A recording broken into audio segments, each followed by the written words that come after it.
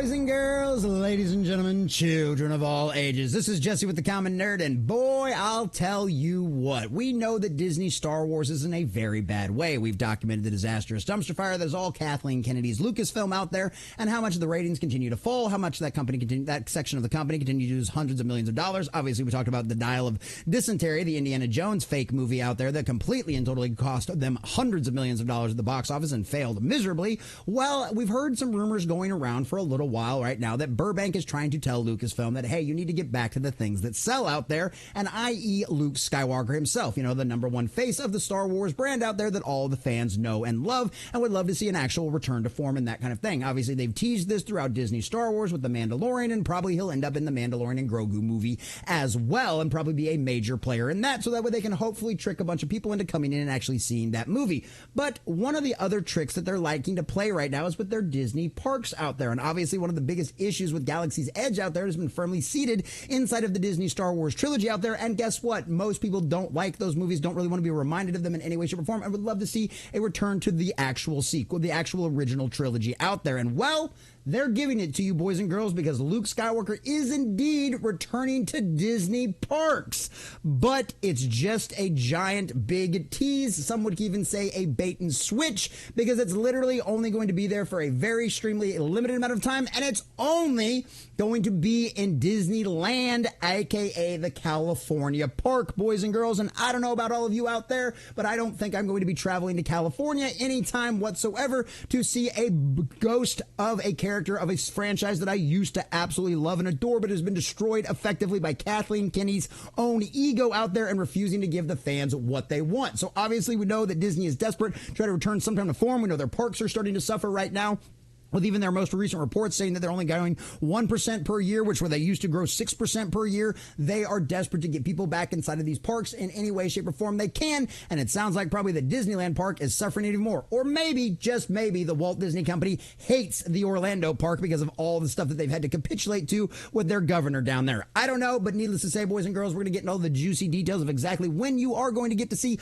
Luke Skywalker out there at Galaxy's Edge and for how long it's going to last. But before we do, if you do enjoy our content, hit that like button, share with all your friends, and subscribe or follow if you have not already, boys and girls, because we are grinding, we are growing, and I could not do that without every single one of you.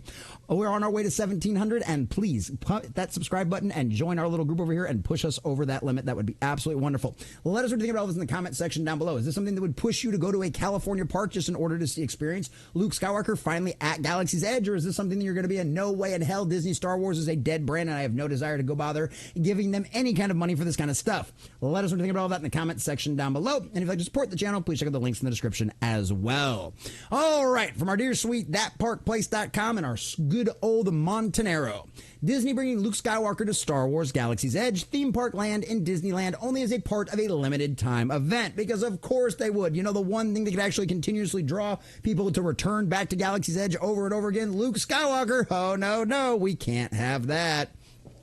Disneyland is once again getting exclusive Star Wars content, and this time it's what the fans have wanted from the start. Luke Skywalker in Star Wars Galaxy's Edge. Now, if you guys haven't seen the little reveal video here, we'll watch this real quick too. And it was kind of funny because I saw some people putting out there on Twitter. They're like, hey, is that a dude? Is that a chick in there? And I think honestly it's just kind of some of the fabric, but initially I was like, oh, this is kind of cool. This is kind of cool, right? You got R2-D2, so obviously it's Return of the Jedi version of Luke Skywalker, which is my personal favorite version of Luke Skywalker out there as well. But like, yeah, it was just kind of funny because some people were like, oh, it kind of looks, I think it's just the way the fabric's folding with the cape and stuff like that. But they're like, oh, it's going to be a female Luke Skywalker. And it's like, would anybody honestly put it past Disney? But yeah, this was their big reveal. They put this out on social media. I saw this out there on Twitter the other day. And so this was their big tease. We're like, oh, cool. He's going to come to Galaxy's Edge. Hey, guess what? Too little, too late. It doesn't really matter. Disney Star Wars is basically a dead brand. So, but this is the thing. Don't get too excited. This isn't a permanent addition. Instead, Disney is only allowing Luke to appear at Disneyland for a limited time as part of this Season of the Force event. Meanwhile, Walt Disney World, the company's biggest cash cow, continues to get shortchanged when it comes to Galaxy's Edge offerings. Since its inception, Star Wars Galaxy's Edge has been anchored in the unpopular sequel trilogy, restricting which characters could appear in the land. Imagineering Scott Throwbridge once explained, while we as visitors may be able to experience different stories throughout Star Wars history, the characters on Band 2 cannot. They will remain in the specific story and timeline and won't intersect with any other characters or the stories that would be appropriate for them. And that is just stupid. That is a really stupid excuse. It's a Star Wars land. Nobody's thinking about the fact that it's Bantu or that it would be out of place for these characters to be there. Nobody gives a crap. They just want to take a picture with Luke Skywalker and Han Solo. They're like, this isn't rocket science, you morons. But of course, this is their justification for keeping it firmly in Kathleen Kennedy's Disney Star Wars sequel trilogy. That's all it is. This is Kathleen Kennedy's own ego and narcissism not allowing what the fans actually want to come to the park, which is why it's failing miserably. This rigid approach has meant that major characters from the original and prequel trilogies like Darth Vader, Han Solo, Princess Leia, and Obi-Wan Kenobi have been excluded at Galaxy's Edge. Even though the sequel films have struggled to maintain a strong fan base, Disney has refused to adapt, instead doubling down on its exclusive focus on the era, The Last Jedi, and The Rise of Skywalker. However, cracks in that approach have been forming. Both parks introduced The Mandalorian and Grogu to Galaxy's Edge, and a new Mandalorian storyline is coming to Smuggler's Run attraction. But since The Mandalorian always keeps his helmet on and Grogu's species ages slowly, this can be explained as why the two characters continue on into the sequel trilogy. That's a BS argument, but I can get where you're coming for the justification for it. So Disneyland has introduced Boba Fett, Fennec Shand, Ahsoka Tano, Chopper, Sabine Wren, all characters that exist outside the sequel trilogy's timeline, but only at Disneyland. Starting March 28th, Disneyland will introduce a new projection show, Shadows of Memory, a Skywalker saga, which will light up and aspires the Batu with imagery of the Star Wars history. More importantly, a shadowy visitor wearing Jedi robes will appear in the land, heavily implying that Luke Skywalker himself will finally make an appearance at Galaxy's Edge. However, this is being billed as a temporary experience, meaning fans have to scramble to Disneyland before Disney inevitably removes what is arguably the most requested Star Wars character from the land. And yes, color us shocked there. This is what everybody wants. I know, strange concept, the face of Star Wars, Luke Skywalker himself out there. I know, it's a strange concept that fans would actually want him. It's ego and narcissism. It's not that they're stupid. They know what would sell, but it's that they're stubborn and they refuse to move an inch on what is their vision of Star Wars. What is her vision of Star Wars? That's why this has stagnated so much. And even Bob Iger has not been able to get her to change her ways, which is wild to think about. This follows a pattern where Disneyland gets Galaxy's Edge exclusives while Walt Disney World gets nothing. As mentioned before, California has already seen the appearance of Boba Fett, Fennec Shand, yada yada, none of which have ever set foot in Florida's version. Now, with Luke Skywalker being relegated to Disneyland as part of his seasonal event, it's clearer than ever that Disney is unwilling to give fans what they actually want in meaningful or permanent ways. The company's biggest money-making resort is once again being left behind, while Disneyland keeps getting new characters and enhancements to make the land feel more alive.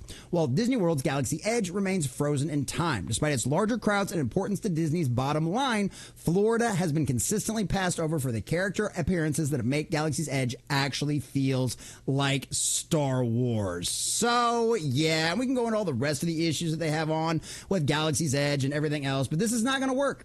This is not going to work. This is a desperate attempt to drive up their sales, and most likely it's probably a desperate attempt. I mean, I'd have to look into exactly like when all the quarters and all that kind of stuff and when all the reporting is for the Walt Disney Company, but this is going to be one of those things that I'd imagine the time, like, if we actually looked into it a little bit, the timeline is probably going to exactly line up with like an end of quarterly reports, right? So you'll see this big spike in park attendance, maybe. At least that's what the hope is, because Luke Skywalker's now there and everybody wants to see him and everyone's going to take pictures with him and all this other kind of stuff, right? But that's as long as it's going to last. It's going to be a simple little spike and it's going to be over and the parks are going to be right back to floundering where they are. This is a desperate attempt to fluff their numbers, is what I honestly think this is, because there's no dedication to this. If there was, they would be adding him permanently, and they'd be adding him to the Walt Disney World one as well, which is their biggest draw. It is their biggest moneymaker. Disneyland doesn't make squat compared to what Disney World does, but it's the ego, it's the narcissism, right? It's because they hate the Disney Florida stuff and everything that's going on down there. They don't like the fact that Florida is voting Republican, that is voting red, and is going against all of the rest of the leftist psychopaths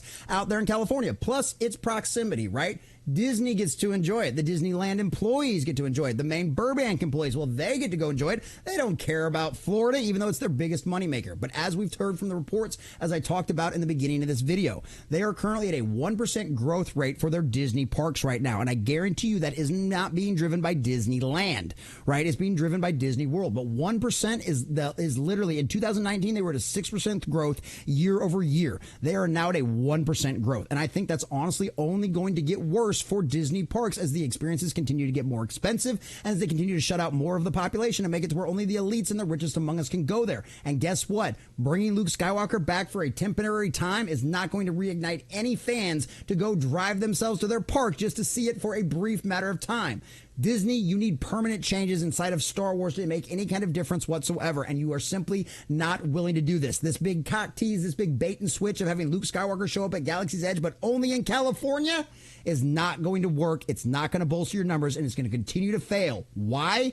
Because Disney Star Wars is a dead brand, and Bob Iger, you allowed Kathleen Kennedy and her ego and narcissism to completely and totally destroy what was probably the #1 money-making franchise in the history of entertainment into what is now nothing more than a resurrected corpse, and it's not going to work. Star Wars fans always have been and will continue to be smarter than you, and this will fail just like everything else, every other bait and switch you have tried to do. That's all this is, and it's not going to work.